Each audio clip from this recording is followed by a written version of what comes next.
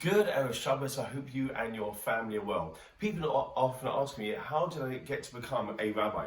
So it happened in my late teens. I wasn't particularly observant at that time, but I was starting to become a bit more interested. I knew how to do Torah reading from the youth service, and one of the parents in Kenton asked me to teach their son for his bar mitzvah, which I hadn't done before, but I started doing. And as I started teaching him, he had lots of questions for me. And that got me thinking and exploring, and I'd get back to him and discuss things with him. And that really started my journey into more learning and eventually becoming more knowledgeable of my Judaism, and then even to become a rabbi as well.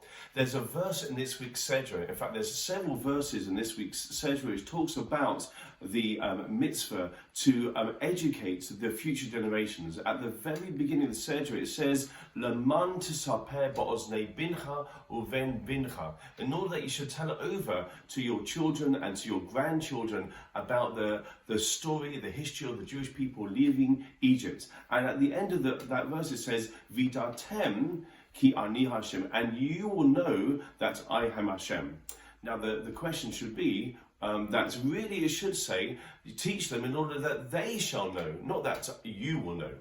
And as explained by my experience on becoming a teacher, a rabbi, that actually by engaging other people, by teaching and learning and discussing other people, then not only does the other person learn, but we deepen our knowledge of our learning as well. So let's take that message. Each one of us is a teacher.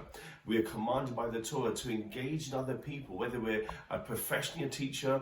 Every Jew has a responsibility to pass on our tradition, and it's all about getting engaged. Once we start engaging other people and having discussions and teaching other people, not only will they benefit, but we will increase our knowledge of Hashem and our spirituality. Wishing you and your family a Shabbat Shalom.